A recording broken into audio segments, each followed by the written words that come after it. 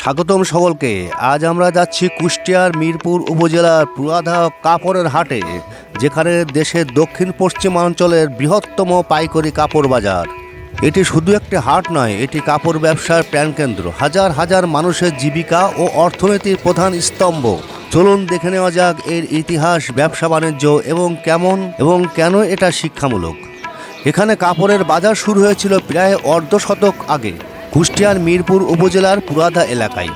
মূলত এটি ছিল ছোটোখাটো কাপড়ের বেচাকেনা জায়গা, যা সময়ের সাথে সাথে দেশের অন্যতম কাপড় পাইকারি হাটে পরিণত হয়েছে। হাটটি সপ্তাহে 3 দিন বসে, সাধারণত বৃহস্পতিবার, শুক্রবার এবং শনিবার। দিনে দুপুর থেকে রাত পর্যন্ত এখানে শত শত ব্যবসায়ী ও ক্রেতা কাপড় বেচাকেনা করেন। হাটের লোকেশন হলো কুষ্টিয়া জেলা, মিরপুর উপজেলা, পুরাধা এলাকা, রেলওয়ে জংশনের একদম সাথেই। পুরাধা কাপড়ের হাটে আপনি পাবেন 3 পিস, গস কাপড়, লুঙ্গি, শাড়ি, পাঞ্জাবি, সুতির কাপড়, রেডিমেড, শার্ট প্যান্ট, মশারি, কোট, টুপি সহ নানা ধরনের বস্ত্র। এখানে পাইকারি ও খুচরা 2 ধরনের ব্যবসায় চলে।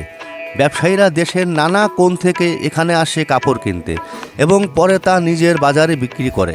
ঈদ ও উৎসবের সময় এখানে বিক্রি যেমন যুদ্ধের মতো। কাপড়ের দাম কম এবং বৈচিত্র্যময় ডিজাইনের কারণে ক্রেতার ভিড় এত বেশি। সাধারণ হিসাব অনুযায়ী এখানে প্রায় 25,000 থেকে 30,000-এর মতো দোকান আছে। এখানে কর্মসংস্থানের সুযোগ হয়েছে প্রায় 20,000 থেকে 30,000 মানুষের।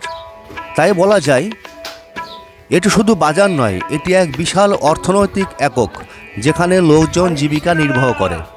পুরাধা হাট শুধু কুষ্টিয়ার জন্য নয়, বরং পুরো দক্ষিণ পশ্চিমাঞ্চলের বস্ত্র ব্যবসায় গুরুত্বপূর্ণ। ঈদ উৎসবের সময় এখানে বিক্রয়ের পরিমাণ 2,000 থেকে 3,000 কোটি টাকা পর্যন্ত পৌঁছে যায়।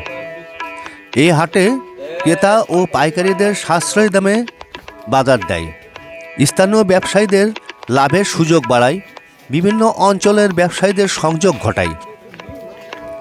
এ হাট শুধু ব্যবসা নয়, এটি শিক্ষারও কেন্দ্র।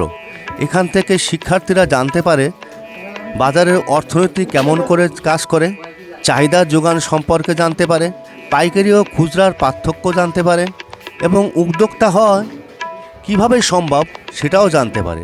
ব্যবসায়িক পরিকল্পনা ও দর কষাকষির কলা কৌশল জানতে পারে। এটি ব্যবসা, সমাজবিজ্ঞান ও অর্থনীতির জীবন্ত পাঠশালা হয়ে দাঁড়িয়েছে।